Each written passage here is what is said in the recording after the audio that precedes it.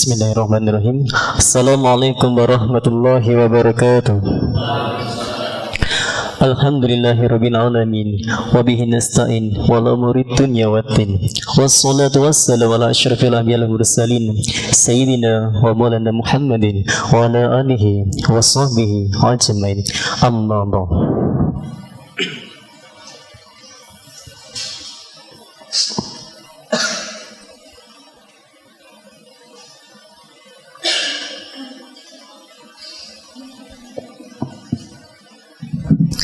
Yang terhormat Al-Habib Mustafa Al-Mundhur, yang kami hormati Ketua Pelaksana Pengelola MACT beserta jajarannya, yang kami hormati Ketua Risma CT beserta jajarannya, yang kami hormati Hadroh Nurul Hidayah, yang kami hormati jamaah semua yang saya cintai dan saya banggakan.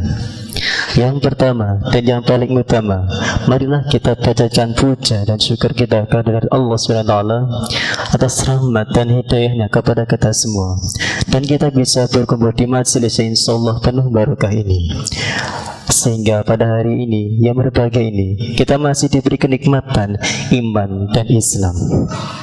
Kita dapat bertemu dan bersilaturahmi dalam acara Karim Kajian Remaja Islam Masjid Agung Jawa Tengah.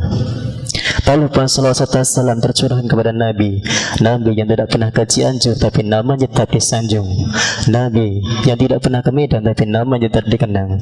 Siapa lagi kalau bukan Nabi Agung Muhammad sallallahu alaihi wasallam.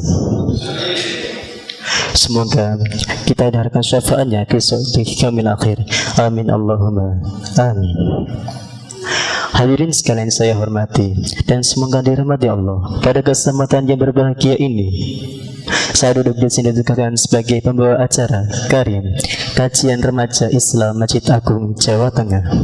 Langsung saja saya akan membacakan susunan acara pada acara malam hari ini sebagai berikut. Yang pertama, pembukaan. Yang kedua, mau'idhah hasanah. Yang ketiga, tanya jawab. Yang keempat, doa. Dan yang terakhir adalah penutup. Hadirin hadirat yang dirahmati Allah, untuk acara yang pertama itu pembukaan, marilah kita buka acara dengan baca basmalah bersama. Bismillahirrahmanirrahim. Semoga dengan bacaan basmalah tadi acara demi acara bisa berjalan lancar dan berkah. Amin Allahumma amin. Acara selanjutnya yaitu yang kita tunggu-tunggu, yaitu mau'idhah hasanah yang akan disampaikan oleh beliau Al-Habib Mustafa Al-Mundhur. Kepada beliau kami persilakan. Sumangga.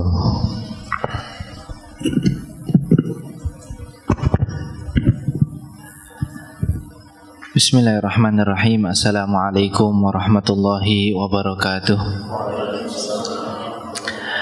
Bismillah walhamdulillah wassalatu wassalamu ala rasulillah Sayyidina Muhammad ibn Abdillah wa ala alihi wa sahbihi wa man walah, amma ba'du. Teman-teman Risma JT yang saya cintai, tim Hadroh apa nih? Nurul Hidayah, yang mudah-mudahan semakin maju dan mantap ya. Dan para hadirin hadirat yang dirahmati oleh Allah, alhamdulillah pada kesempatan kali ini kita masih bisa sama-sama berkumpul bersama. Ini kita bareng-bareng niatkan menuntut ilmu di sini. Sebenarnya misalkan sampean datang ke sini niatnya hanya untuk datang maulid, ya sudah cukup itu. Sudah cukup, pahalanya sudah cukup banyak. Tapi menurut saya kalau misalkan dipilih mana yang lebih baik, jelas majelis ilmu. Maka dari itu kalau misalkan kita niatkan hanya hadir maulid sangat sayang. Jadi harus diniatkan juga menuntut ilmu. Nah, mudah-mudahan pertemuan kita kali ini bisa membawa manfaat di dunia sampai di akhirat. Nah, tema kita kali ini menanamkan kebaikan di dalam diri. Nah, ini sebenarnya ini undangannya ini dadakan, ini mendadak sekali ya. Menanamkan kebaikan di dalam diri ini saya langsung aja. Menanamkan kebaikan di dalam diri itu kita harus sepakat dulu. Kebaikan yang kayak gimana yang kita sepakati itu? Yang kita maksud itu kebaikan kayak gimana? Karena setiap orang nanti ada perspektifnya masing-masing. Mungkin antum pernah dengar cara pandang seseorang. Kalau di bahasa filsafatnya itu world view. World view itu artinya cara pandang sampean terhadap dunia ini. Jenengan mau memandang dunia ini itu tergantung cara pandang sampean. Kalau sampean ini memiliki dasar, entah dari lingkungan, entah dari agama, pasti cara pandangnya berbeda. Saya contohkan seperti ini. Jenengan kalau misalkan melihat orang, atau melihat hewan disembelih pas Idul Adha, disembelih. Kalau sampean sebagai seorang muslim, sampean akan menganggap hal itu bagus.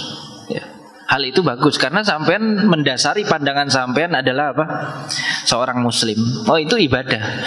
Cuman sebagian orang yang tidak beragama atau di agama lain, misalkan di agama Hindu atau Buddha, mereka kayaknya kalau menyembelih apalagi sapi, apalagi kerbau karena sapi itu sebagian agama itu menganggap mereka itu Tuhan sapinya Tuhan Nah, kenapa mereka menganggap itu hal buruk, bahkan kejahatan yang sangat besar? Karena mereka memandang hal itu didasari dengan agama mereka.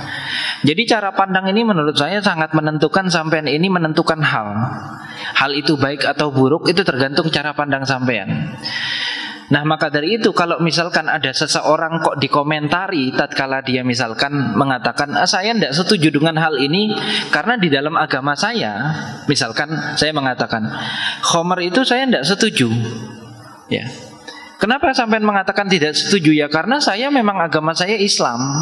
Saya menganggap baik dan buruk itu tergantung apa yang Allah katakan. Di mata manusia baik, di mata Allah belum tentu. Maka dari itu di antara dasar Ahlus Sunnah wal Jamaah. Zaman sekarang itu banyak yang ngaku Ahlus Sunnah, cuman menurut saya sangat jauh sekali memahami tentang Ahlus Sunnah. Di antara dasar Ahlus Sunnah mengatakan baik dan buruk itu apa yang Allah katakan baik ya baik, apa yang Allah katakan buruk ya jadi buruk. Gitu. Walaupun di mata kita kayaknya itu buruk, cuman kalau Allah katakan baik ya tetap baik. Beda halnya nanti dengan filsafat. Ahli filsafat itu mereka mengatakan tidak, kebaikan dan keburukan itu relatif. Mungkin menurut sampean baik, menurut saya buruk. Kalau kita tidak seorang muslim, nek jenengan ngaku Ahlus Sunnah, tidak boleh seperti itu. Ya tidak apa-apa, nek sampean mau nggak ngaku Ahlus Sunnah ya tidak apa-apa juga. Tidak apa-apa juga. Saya tidak mau, saya yang penting pokoknya kebaikan dan keburukan relatif. Maka dari itu sekali lagi cara pandang ini bakal menentukan kita ini, menentukan kebaikan ini seperti apa. Nah sekali lagi kebaikan dan keburukan menurut cara pandang Ahlus Sunnah itu tergantung Allah yang mengatakan. Jadi kalau Allah bilang baik ya baik, Allah bilang buruk ya buruk. Seperti itu. Makanya belum lama, sebenarnya masalah ini sudah lama sekali. Orientalis di negara barat itu cuman mereka mengemukakan lagi permasalahan kisos. Kisos itu kalau ada yang bunuh terus dibunuh lagi di dalam hukum Islam. Mereka mempermasalahkan ini kok gimana, kok agama malah menyuruh kita membunuh. Katanya kalau ada yang bunuh terus dibunuh lagi Ini kok kayak buruk loh. Bagi sampean itu buruk karena sampean hanya memandang pertimbangan sampean itu terbatas, otaknya itu terbatas. Kalau kita mengatakan itu baik karena Allah yang mengatakan, selagi Allah yang mengatakan, kita tidak boleh mengatakan kenapa, tidak boleh itu.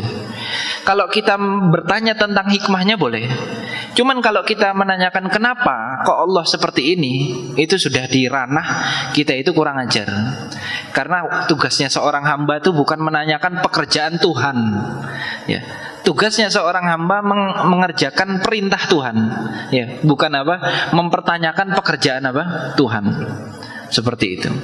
Maka dari itu kalau misalkan ada orang kok ada gempa bumi, ada bencana alam, tsunami, atau sekarang yang kita lihat di Palestina, anak-anak kecil dibunuh, banyak yang mati tanpa dosa, tanpa dosa. Kalau misalkan ada orang, ini kok Allah melakukan seperti ini, itu salah pertanyaan itu. Karena dia awalnya itu sudah meyakini bahwasanya Allah itu harus dipertanyakan.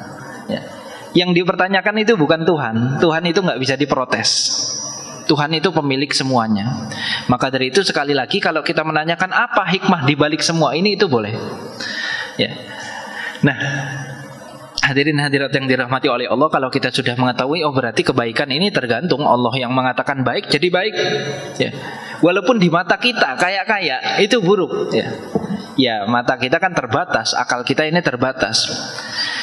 Maka dari itu, jenengan kalau misalkan ada yang anak kuliah ngambil ini filsafat enggak di sini? Antum kalau misalkan kuliah ngambil filsafat atau baca filsafat langsung sekalian, antum nanti lihat definisi kebaikan dari Sukrat. Sukrat itu gurunya Aristoteles ya. Jadi mereka juga punya sanad itu ya. Punya sanad sampai ke akhir, misalkan yang paling dikemukakan oleh dunia barat, Immanuel Kant, itu semua tentang kebaikan itu beda-beda mereka. Definisi kebaikan aja mereka bingung, nggak bisa, karena nggak bisa memang ya. Maka dari itu saya sangat menyarankan antum membaca kitabnya Syekh Ramadan Al-Buti, sudah diterjemahkan di dalam bahasa Indonesia. Bahasa Arabnya itu judulnya Allah Amin Nas. Allah ataukah manusia yang lebih mengetahui kebaikan untuk alam semesta ini. Itu sudah diterjemahkan di dalam bahasa Indonesia.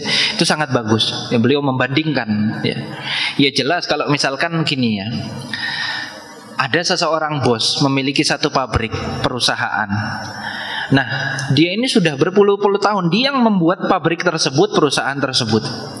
Tiba-tiba ada orang luar masuk ke situ, nggak paham apa-apa tentang pabrik. Dia ngomong, bos ini salah, seharusnya seperti ini, seharusnya seperti ini. Kira-kira ya, yang benar itu siapa? Yang benar ya pasti bosnya itu. Karena loh, kok sampean ini siapa? Wong saya yang nyiptakan pabrik ini kok.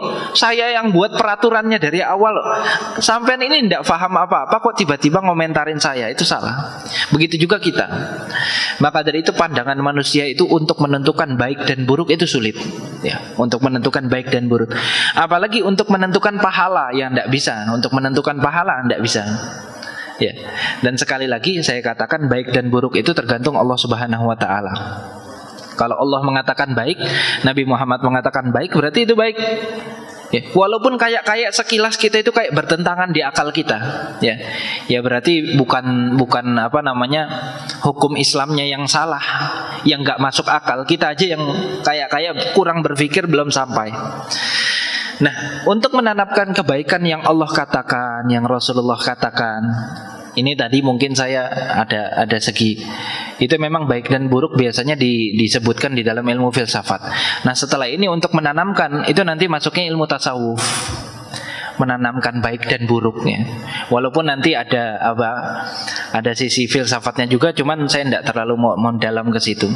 Karena biasanya kita ini kalau santri kan biasanya tasawuf. Nah, untuk tasawuf itu menanamkan diri, itu namanya perlu mujahadah.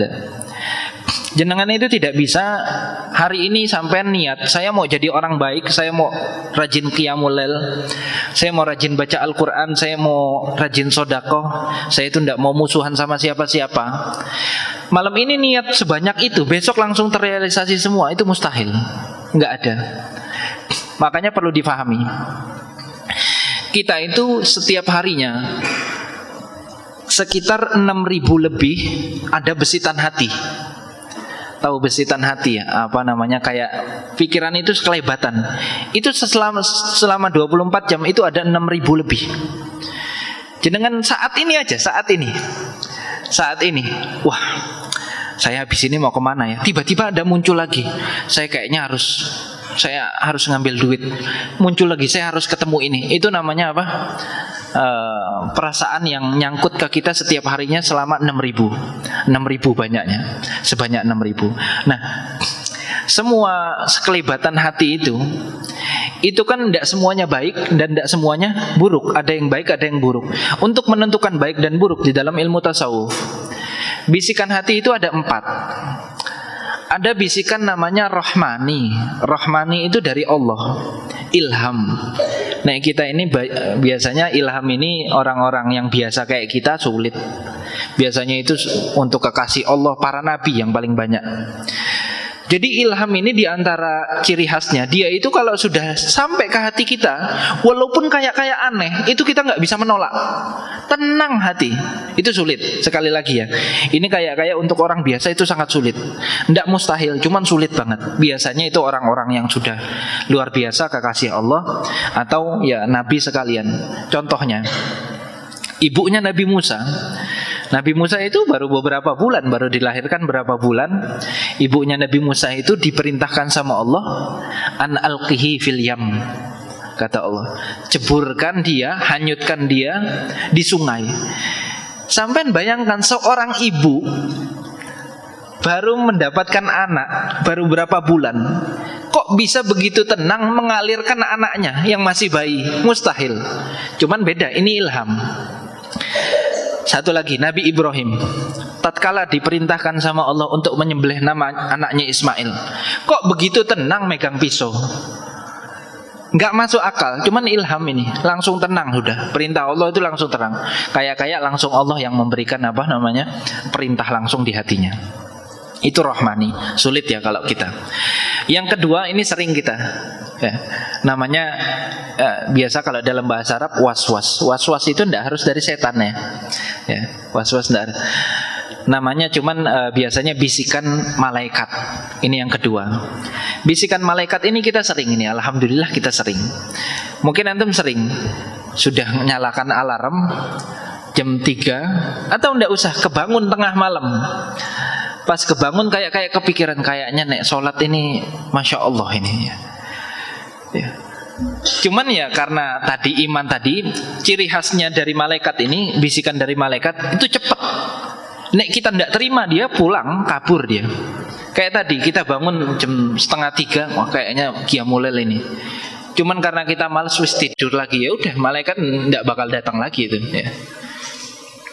Nah itu kita sering hal seperti itu. Kita mau sodakoh, kayaknya ini enak ini sodakoh. Tiba-tiba kita ada hal yang tidak, pokoknya bikin kita nggak jadi sodakoh. Ya udah malaikatnya yang kabur, nggak jadi lagi. Ini yang baik. Jadi bisikan tadi ada 4 ya.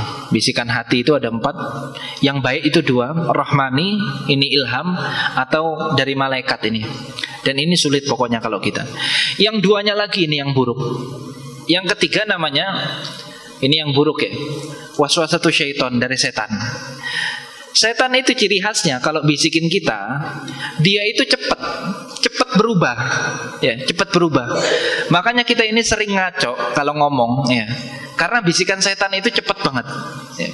Misalkan saya contohkan, sampean sering ini, sampean sholat mikirnya macam-macam ya, nandi. Setan itu dia berusaha bagaimana caranya kita itu tidak fokus dalam ibadah.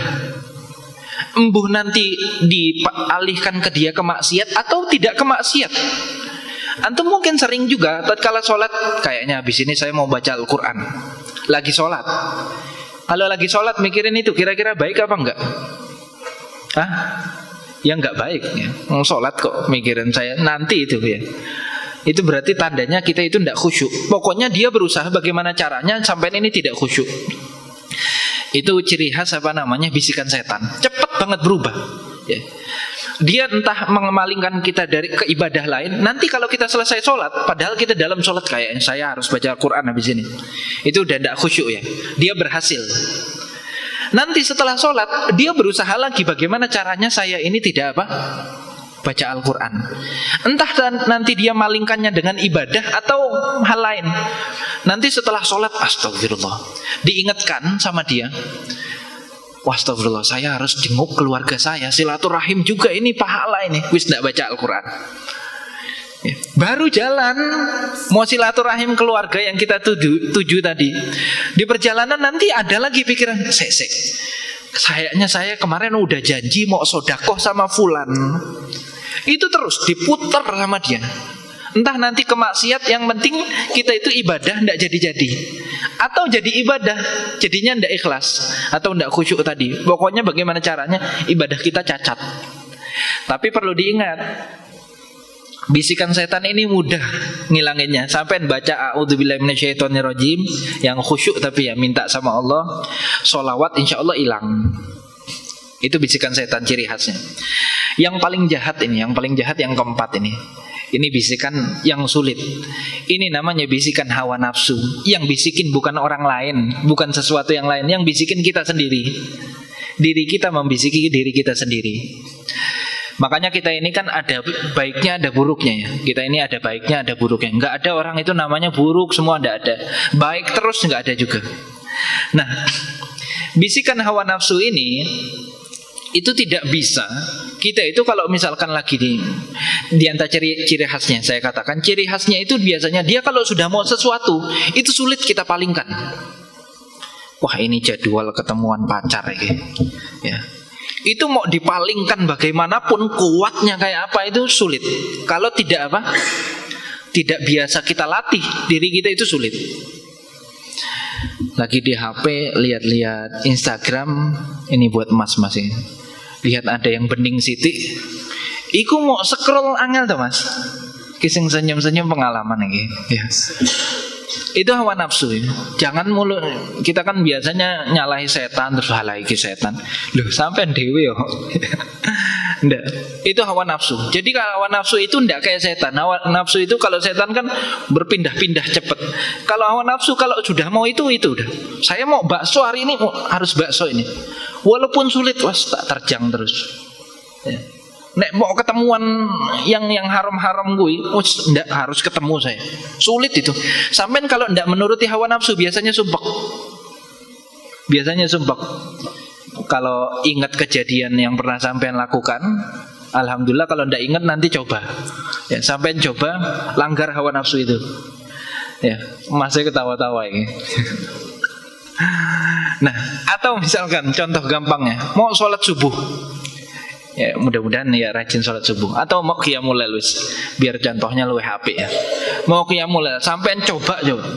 Mau qiyamul lail saya baca Quran. Itu kan melawan hawa nafsu banget itu. Apalagi yang biasa tidurnya malam, bangunnya jam 8 pagi. Wah, saya usaha ini. Itu kalau sudah hawa nafsunya terbiasa enak, wah berantem terus sampean. Ya. Nggak bakal berpaling dia. Nggak, sampean harus tidur. Nggak boleh qiyamul lail, nggak boleh baca Quran. Jadi nek sampai niat sekarang saya baca Quran nanti jam 3, saya qiyamul lail terus baca Quran sampai subuh. Itu sampai niatkan, nanti buktikan. Ya, kuat mana kita sama hawa nafsu kita. Makanya di dalam Al-Qur'an itu sampai dikatakan ada orang-orang di sana kayak dia ini menyembah hawa nafsunya karena saking sulitnya. Nah, hawa nafsu ini tidak bisa dihilangkan dengan ngomong a'udzubillahi minasyaitonirrajim. Soalnya kalau kita ngomong gitu, dia juga ngomong gitu. Ya. Kita baca Al-Qur'an, ya dia juga baca Al-Qur'an, kan sama, ya, sama. Caranya bagaimana? Caranya cuma satu. Biasa guru-guru kita itu kalau mengumpamakan seperti kuda liar. Sampai kalau misalkan punya kuda liar, itu untuk menjinakkannya itu tidak cukup sekali. Itu berkali-kali, berhari-hari. Dan cara menjinakkan kuda liar itu satu. Kasih makan sedikit, suruh kerja yang lama. Ya, kasih makan ini apa namanya? Matematika ilmu tasawuf itu. Kasih sedikit, suruh kerja yang lama. Ya. Bahasanya ulur sedikit, tarik yang kuat. Itu matematika ilmu tasawuf. Artinya apa? Sampai enggak apa-apa, ikuti hawa nafsu selagi halal. Saya mau banget ini mau makan bakso ini. Hawa nafsu bukan? Ya, hawa nafsunya. Sebenarnya nasi ada di rumah apa ada. Cuman halal enggak apa-apa, tetap tapi hawa nafsu tuh. Ya, hawa nafsu. Saya mau makan bakso, wis enggak apa-apa. Sampai mau makan bakso baca dulu 1 juz. Makanya kita itu sering dianjurkan ngomong sendiri. Ngomong sama hawa nafsu kita. Sayyidina Ali itu saya sering ceritakan, Sayyidina Ali sering ngomong sendiri itu. Cuman jangan di depan orang ya. Dianggap kelainan nanti ya. Nah, itu hawa nafsu. Hawa nafsu itu sangat sulit, jadi harus dilatih seperti itu. Kasih makan sedikit dan suruh kerja yang lama. Saya ini mau tidur, ngantuk saya. Oh, enggak apa-apa, sampean tidur. Cuman habis ini sholat 10 rakaat. Jadi gitu caranya. Percayalah teman-teman, sampean kalau ndak maksakan diri sampean untuk berantem sama hawa nafsu itu, sampai tua ndak bakal hilang. Ndak bakal. Wis beb, nanti nek tua saya itu kan bakal tobat, bakal erak, mungkin ndak ada. Sampai nek sekarang ndak pernah qiyamul lail sampai tua, saya jamin. Ya, saya jamin. Karena sudah terbiasa hawa nafsu itu. Kecuali ada beberapa hal ya, nanti pengecualian itu. Kalau kita pakai jalan yang biasa-biasa saja sulit. Kalau pengecualian misalkan Allah tiba-tiba memberikan kita hidayah, blek langsung tiba-tiba berubah. Mungkin bisa jadi. Pernah itu guru saya Syekh Ramadan Al-Buti, beliau itu punya tetangga. Ini setiap malamnya anak muda ini, setiap malamnya itu mabok-mabokan, wis luar biasa. Setiap malam di rumah dia itu rame. Suatu malam, biasanya kalau rame gitu kan sampai pagi. Suatu malam kok beliau dengar ini kok sepi. Ya, sepi. Akhirnya pas subuh beliau ini ngimamin di satu masjid. Subuh beliau mau ngimam di satu masjid, tiba-tiba anak muda yang tetangga beliau sering mabok-mabokan setiap malam itu sudah ada di soft depan. Akhirnya Syekh Ramadan Buti bertanya-tanya, soft depan wis lagi nangis-nangis pokoknya. Bertanya-tanya cuman masih ditahan sama Syekh Ramadan ini, wis nanti di Syria ini kejadiannya. Nanti wis ya palingan subuh tok iki ya. Nanti balik lagi. Subhanallah, sehari 2 hari iki nambah mantep ini orang. Nambah soft depan lagi, nambah baca Al-Quran, wah luar biasa. Pelajaran-pelajaran yang beliau ajarkan di masjid orang ini hadir terus jadi. Akhirnya Syekh Ramadan ini gak kuat ya nanya, sampai ini ada apa mas?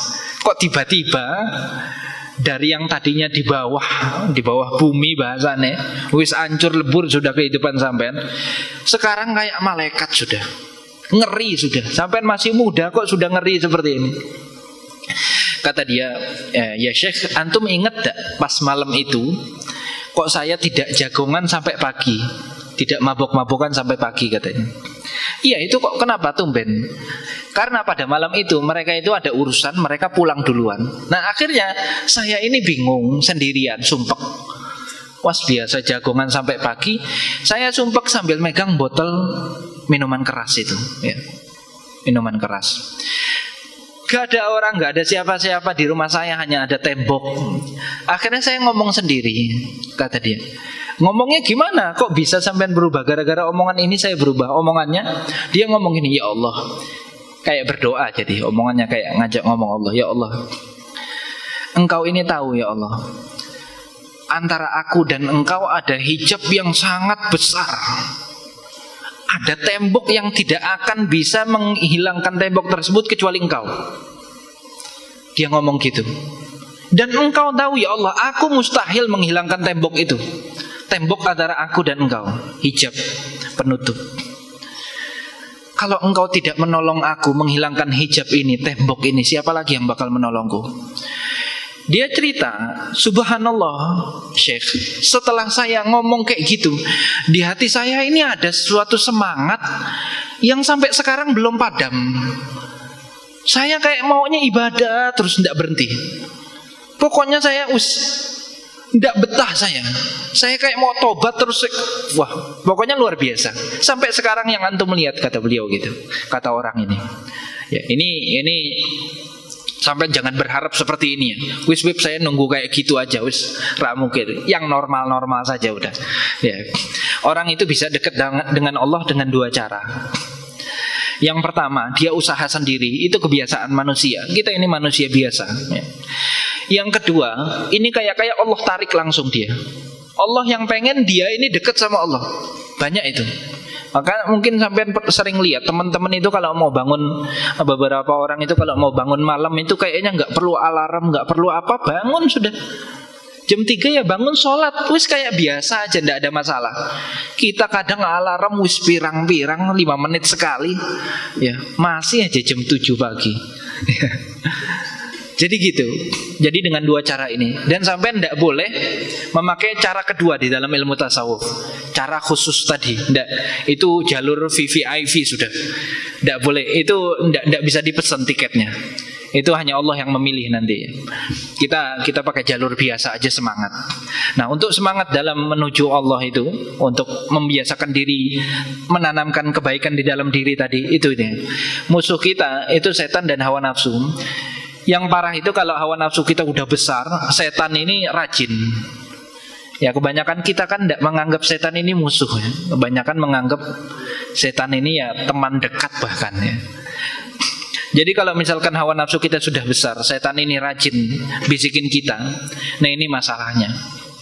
Maka dari itu, hadirin hadirat yang dirahmati oleh Allah, sekali lagi saya ingatkan bahwasanya hawa nafsu tidak bisa hilang begitu saja. Dia harus dilatih kayak tadi. Kasih makan sedikit, ya. Kasih keinginannya sedikit tidak apa-apa.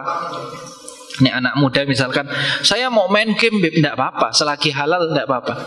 Cuman habis itu pengajian seperti itu. Beb, saya mau main IG, tidak apa-apa. Yang penting jangan lihat yang haram. Ya. Nah, haram itu wis garis merah sudah. Ya, Beb tidak bisa langsung ya, tidak bisa langsung, tidak apa-apa, dikit-dikit wis. Ya, udah toleransi itu. Nah, hadirin hadirat yang dirahmati oleh Allah, kalau misalkan nanti hawa nafsu kita sudah kita lawan terus, itu namanya nafsul lawamah nanti kita. Naik kita, nafsu lawamah itu kita punya hawa nafsu itu dikatakan nafsu yang sering menghina diri sendiri. Ya, menghina diri sendiri. Bahkan para ulama terdahulu ya, orang-orang kekasih Allah itu, mereka itu wah mujahadahnya luar biasa. Ada di antara mereka kalau misalkan mereka itu malam itu nggak bisa, udah ngantuk padahal mereka punya rutinan baca Al-Quran sampai habis. Itu mereka diri di atas satu kaki biar nggak ngantuk. Biar nggak ngantuk. Ada lagi namanya Abdullah bin Zubair, keponakannya Sayyidatuna Aisyah. Jadi beliau ini orang alim, sahabat. Beliau dulu ini belajarnya sama Sayyidatuna Aisyah langsung, ya, istrinya Rasulullah. Nah, akhirnya beliau ini dikatakan, saya itu setiap malam kalau sholat malam itu pasti menghatamkan Al-Quran kecuali 2 malam. Malam pertama sama istri maksudnya. Malam pertama sama istri itu bolong. Ya. Tidak sholat malam apa? Tidak sholat malamnya itu tidak sampai hatam Al-Quran. Cuman tetap sholat malam mas. Jangan dibus, tidak sholat malam, tidak tetap. Cuman tidak hatam aja Al-Quran. Yang kedua, tatkala saya menuju ke pemerintahan pada saat itu, pas saya menuju ke sana, kaki saya ini tiba-tiba kena penyakit. Naudzubillah min dzalik. Mudah-mudahan kita sehat afiat semua. Penyakitnya itu kena ada hewan tidak tahu apa, namanya kalau dalam bahasa Arab al-akalah. Akalah itu kayak ngegerogoti daging. Sampainya di kerajaan itu atau di pemerintahan itu, orang pemerintahan ngomong, wahai Syekh Sayyidina Abdullah, antum ini harus diamputasi kaki antum. Kenapa? Kalau tidak antum bakal mati. Dia ngomong, saya tidak mau nanti nek diamputasi saya dibius, tidak zikir, tidak apa, saya tidak mau. Tidak, antum harus mau, dipaksa. Ya wis, panggilkan dokter antum, dipanggilkan dokternya. Setelah dipanggilkan, tidak lama ada tamu. Raja ini kedatangan tamu, tamunya duduk di samping sebelah kiri. Jadi raja ini diamputasi, raja lagi ngobrol sama tamu yang satunya. Sayyidina Abdullah akhirnya diamputasi. Setelah diamputasi, tidak lama kemudian lagi diamputasi ini, raja lagi ngobrol. Tiba-tiba raja itu mencium bau hangus, kayak daging atau darah terkena api. Beliau noleh, loh, kok sudah selesai? Sudah selesai diamputasi. Jangan bayangkan amputasi kayak zaman sekarang ya. Amputasi dulu pakai gergaji langsung, pakai gergaji langsung. Pas ditanya sama dokternya sebelum saya mau bius nggak, bius dulu pakai homer ya, langsung pakai minuman keras biar nggak berasa sama sekali seluruh tubuh. Kata dia nggak usah, langsung aja potong. Akhirnya sampean kok ndak, kata raja itu sampai heran, kok saya ndak dengar suara sampean jeritan atau apa? Ndak apa-apa saya. Wis ini sudah alhamdulillah. Ndak lama datang orang. Ini habis diamputasi kakinya hilang satu. Datang orang ngomong, wahai Sayyidina Abdullah, ana dapat kabar. Ini kabarnya ndak enak. Apa kabarnya? Anaknya antum, anaknya itu kalau nggak salah 4. Anaknya antum 2 orang baru meninggal, masih kecil. Habis kaki diamputasi, dengar kabar anak 2 meninggal langsung. Anak 2 meninggal. Akhirnya raja ini bingung. Subhanallah, Sayyidina Abdullah, antum ini hari ini luar biasa banget. Wis enggak apa-apa. Wis tak izin pulang. Ya, tak izin pulang. Kata Allah, ngambil saya satu kaki, saya masih punya satu. Allah ngambil saya dua anak, saya masih punya dua. Wis semuanya titipan Allah. Akhirnya pas beliau pulang, sampainya di kotanya, kota Madinah kalau nggak salah. Kota Madinah. Akhirnya di depan gerbang Madinah ada yang nanya, Sayyidina Abdullah, bagaimana perjalanan antum? Wah, kita misalkan perjalanan dari sini ke Jakarta, Jakarta ke sini aja curhatnya wis luweh-luweh. Walah, capek. Macet, panas, luar biasa wis pokoknya. Tolnya mahal wis opo ae wis. Sayyidina Abdullah menjawabnya apa? Laqad laqina min safarina hada nasaba. Jawabnya pakai Al-Qur'an, surat Kahfi. Laqad laqina. Ya, kita capek, saya capek sedikit. Safar saya tadi, perbagian saya capek sedikit. Wis enggak apa-apa, dia masuk habis itu. Jadi sekali lagi ya, orang kata beliau, nah malam itu saya enggak bisa berdiri. Makanya saya naik sholat malam itu kalau sampai 30 juz saya enggak kuat. Enggak kuat, akhirnya enggak sampai 30 juz. Jadi saya selama hidup saya, selama saya beribadah sama Allah, saya itu sholat malam selalu menghatamkan Al-Quran kecuali 2 malam itu. Ya, antum jangan pikir nanti Habib itu kan sahabat, itu muridnya langsung istrinya Rasulullah. Enggak, antum jangan pikir seperti itu. Sampai sekarang masih ada orang-orang kayak gitu. Kita aja yang enggak ngelihat, Allah menutup kita. Orang kayak gitu khusus ya sulit wis. Temen jenengan nek punya teman kayak gitu was, apa namanya, nek bahasa saya cokot ya. Biar enggak mabur itu. Wah, itu satu-satunya teman yang bisa nolong kita di akhirat nanti. Saya tidak mau, ini yang terakhir, saya tidak mau cerita yang di Palestina iman mereka seperti apa. Wis sampean melihat sendiri. Saya mau cerita yang di negara lain. Negara Syria tahun lalu ini terjadi musibah gempa. Gempanya itu luar biasa. Sekali gempa itu langsung runtuh semua rumahnya, saking besarnya. Akhirnya pada suatu saat pas gempa itu guru saya yang ada di sana bercerita. Itu luar biasa katanya. Saya menyaksikan imannya orang sana luar biasa.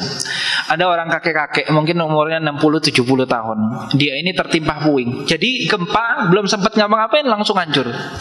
Cuman alhamdulillah puingnya itu tidak sampai niban dia. Jadi mungkin masih terjaga sama puing lainnya. Dia masih bisa berdiri. Ada bolongan sedikit, tidak lama tim penyelamat datang. Terus ngomong, wahai apa namanya, Bapak, wis sampean sabar dulu, kita panggilkan ini tim penyelamat lainnya buat ngangkat puing, biar sampean bisa selamat. Nggih, saya minta satu permintaan, saya minta air katanya. Oh nggih, mungkin buat minum ya. Ini airnya ada di botol, mungkin dikasih. Nek sana, mereknya apa, aquanan ya. Akhirnya, enggak, saya minta air agak banyak. Loh, buat apa Pak? Saya mau wudu katanya. Tim penyelamat ini kesal tau. Loh, sampean kok lagi seperti ini kok mau wudhu? Sampean ini mau apa? Enggak, sudah masuk waktu sholat toh. Saya mau sholat, enggak ada masalah. Jadi apa ya, iman-iman yang seperti sahabat yang saya ceritakan itu masih ada sampai hari kiamat bakal ada.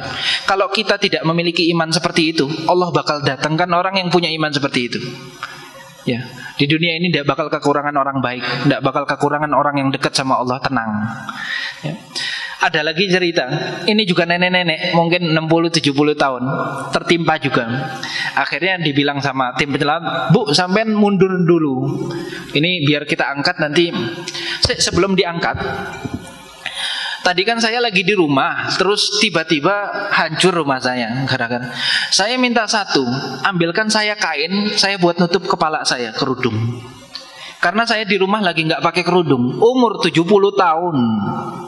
Memikirkan rambutnya biar nggak terlihat oleh bukan mahramnya.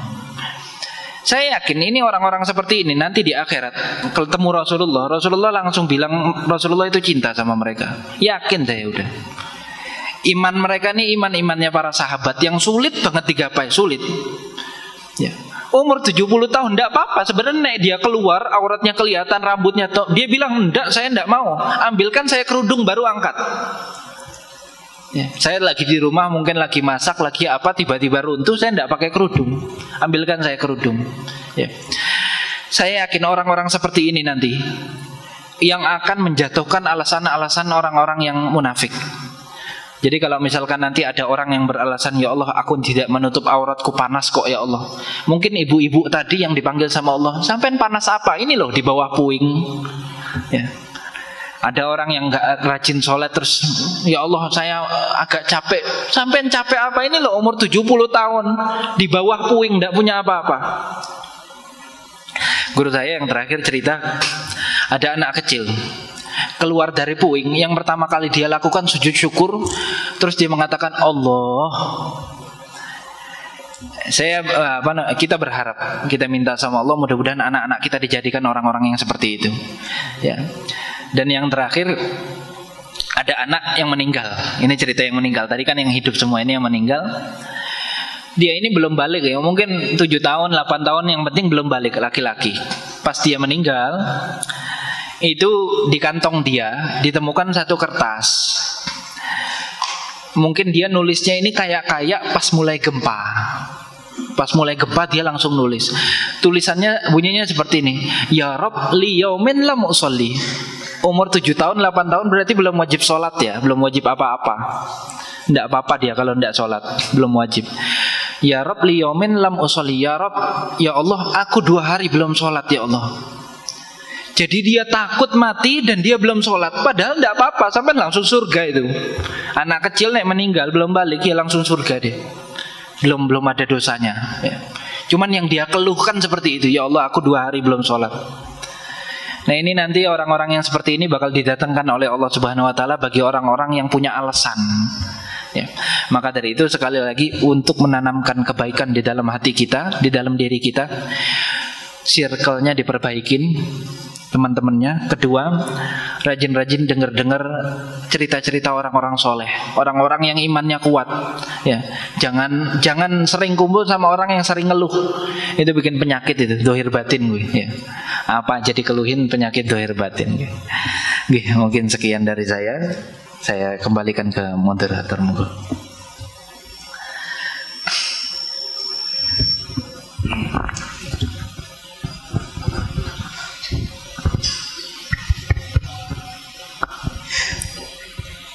Terima kasih kami ucapkan kepada beliau. Semoga baik beliau sampaikan dapat membuat semangat kita dan bisa lebih dekat kepada Allah Subhanahu Wa Taala. Dan semoga bermanfaat bagi kita semua, keberkahan terus mengalir dalam aliran darah kita sampai akhir hayat ayat saya nanti. Amin Allahumma amin.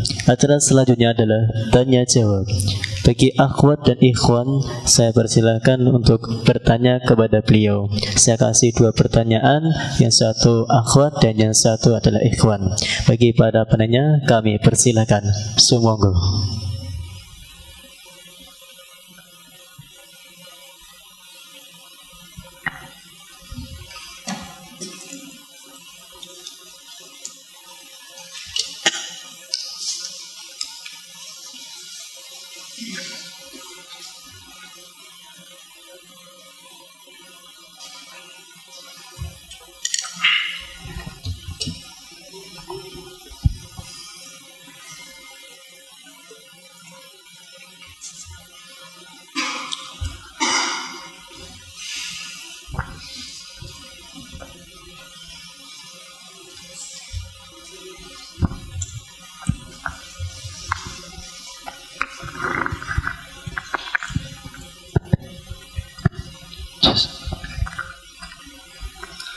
Bismillahirrahmanirrahim. Assalamualaikum warahmatullahi wabarakatuh.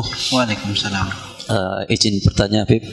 Ketika kita mengajak, sudah memiliki niat untuk mengajak seseorang atau orang lain untuk menuju ke kebaikan, tapi kita merasa itu orang itu menjadi orang lain, kita rasa itu orang lain, sehingga kita belum memiliki kedekatan khusus. Nah, di dalam hati itu sebenarnya sudah memiliki niat seperti itu untuk mengajak kebaikan, tapi di dalam hati, di dalam hati atau di sisi lain kita juga memiliki rasa ketidakenakan.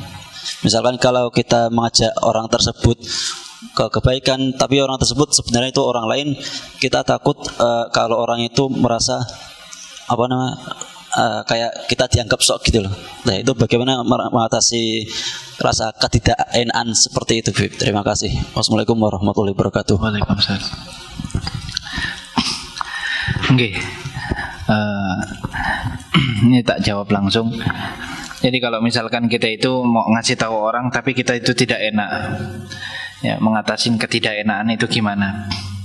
Mas, kita tidak harus kita itu tidak harus menjadi orang yang ngasih tahu terus, tidak harus. Ya. Kalau sampean menganggap nasihat sampean ini kayak malah bikin fitnah, malah bikin masalah, tinggalin aja orang tersebut. Yang penting sampean di hati itu masih mengingkari perilaku yang tidak baik atasnya. Maka dari itu kita ini ingat ini ya, ini kaidah di dalam ilmu fikih, setiap sesuatu yang dosa melihatnya juga dosa. Pacaran dosa, melihat orang pacaran juga dosa. Ya. Buka aurat dosa, melihat aurat juga, semuanya. Setiap sesuatu yang dosa dilihatnya juga dosa. Seperti itu patokannya. Khamar itu dosa.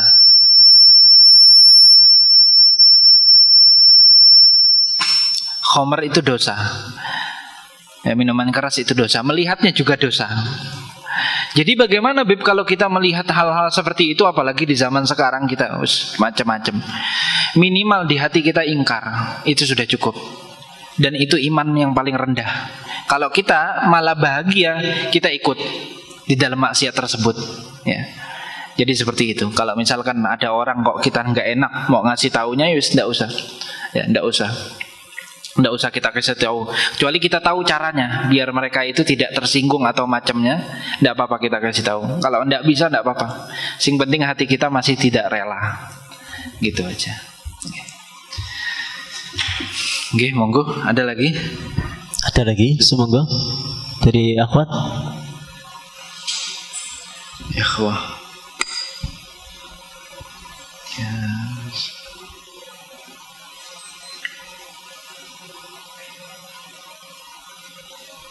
Ya, semoga bisa ke depan enggak?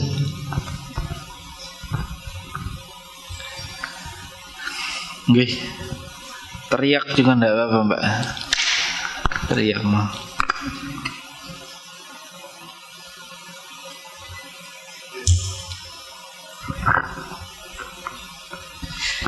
Bismillahirrahmanirrahim. Assalamualaikum warahmatullahi wabarakatuh. Waalaikumsalam warahmatullahi.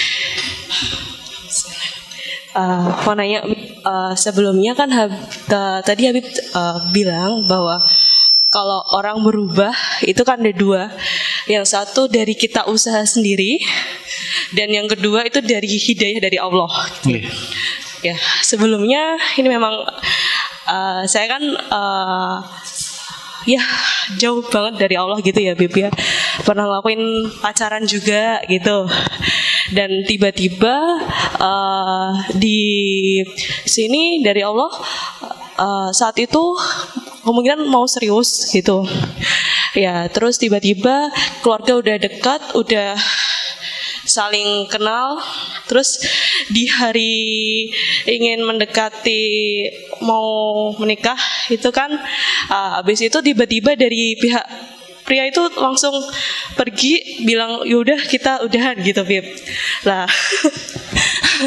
terus abis itu tiba-tiba langsung hilang, nggak ada konfirmasi apapun dari keluarganya juga.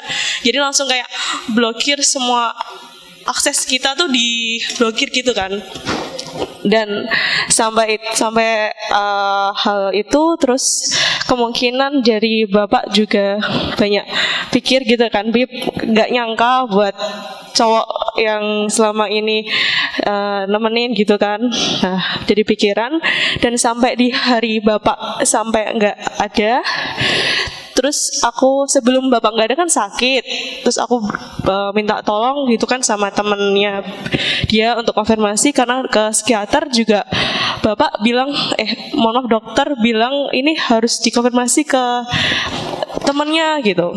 Aku coba konfirmasi kayak gitu, minta tolong sama temennya, jawabannya cuma gini Bib, sudah paham sama dia gitu. Ini banyak drama playing victimnya. Dan yang aku pikirin gini Bib, kita kan udah lama, terus dari keluarga udah saling kenal, tiba-tiba si keluarga langsung hilang kayak gitu, terus kayak nggak mikir kebaikan, maksudnya kayak timbal baliknya tuh kayak nggak ada kayak gitu kan. Dan nyikapinya kayak gitu gimana Beb? Jika memang nantinya semisal ini kan udah lost kontak, terus kita kayak ketemu tiba-tiba kayak sama keluarganya yang tiba-tiba ngilang kayak gitu, gimana Beb?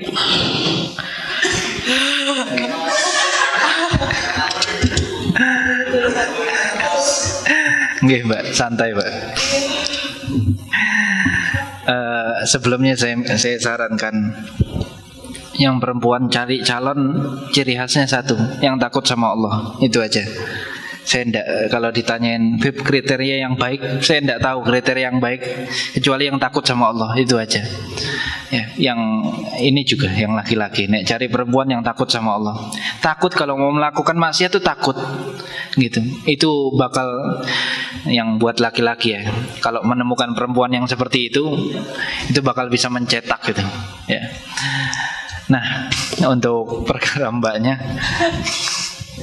Nah, pertama saya mau mengatakan Mbak bahwasanya Mbak tenang aja, dengan artian setiap perilaku yang dolim itu bakal ada balasannya. Allah Subhanahu wa taala itu berfirman dalam hadis qudsi, la antaqimanna minadh dhalimi fi ajilihi wa ajilihi. Aku akan balas dendam, kata Allah. Ini yang mengatakan Allah langsung. Bahasanya balas dendam bukan berarti Allah ini tersakiti atau enggak. Aku bakal balas dia, orang yang dolim, di dunia ataupun di akhirat.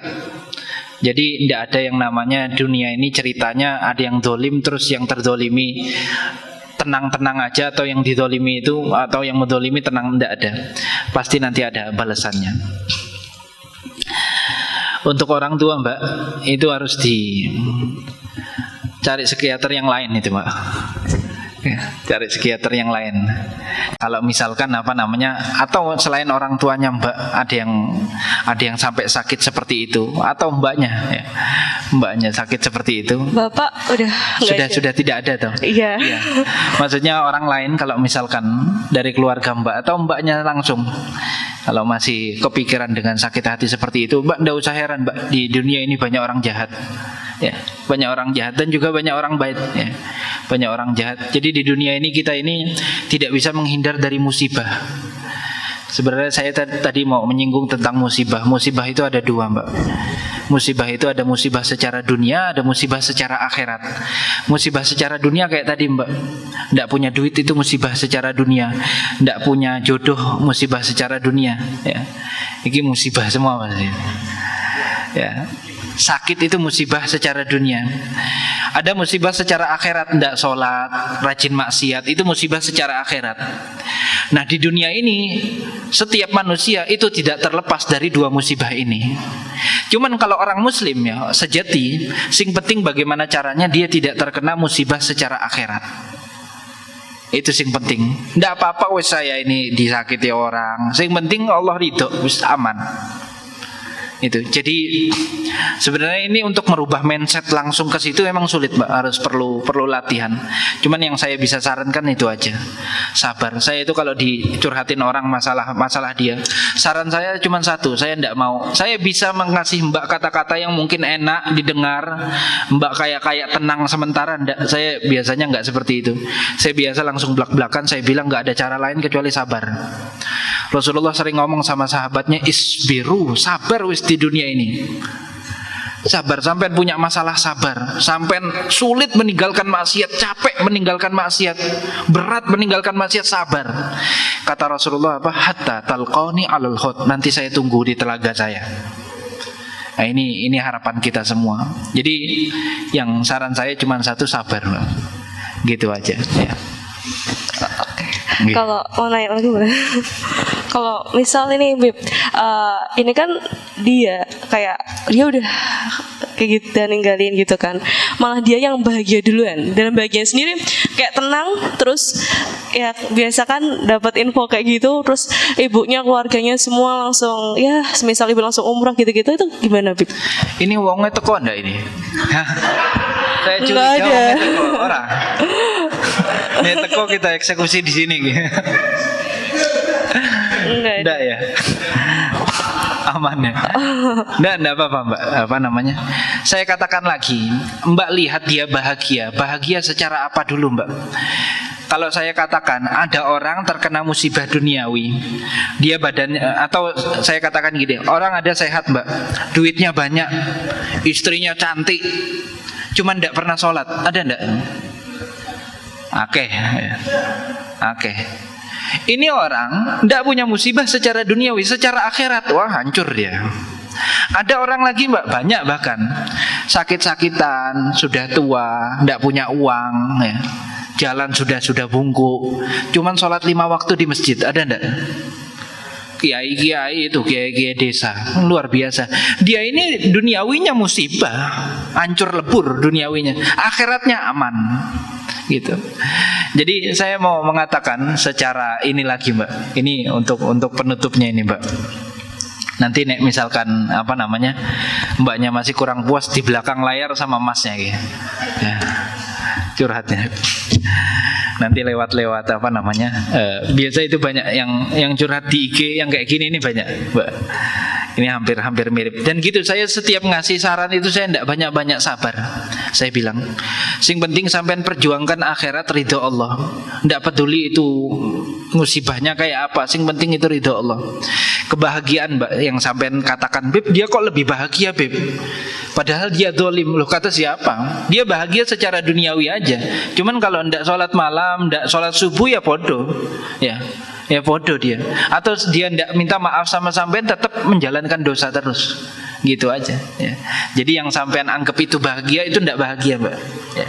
Itu jadi kebahagiaan dan kesedihan harus diralat, itu pemahamannya. Nanti selanjutnya nek sampean mau lebih buat sini mas-mas ini ahli semua ini, kayak dengerin curhatan perempuan. Iya, udah. Mbak. Iya, makasih. Nanti insya Allah apa namanya ditanyakan lagi. Iya, ya, makasih Pak Mas.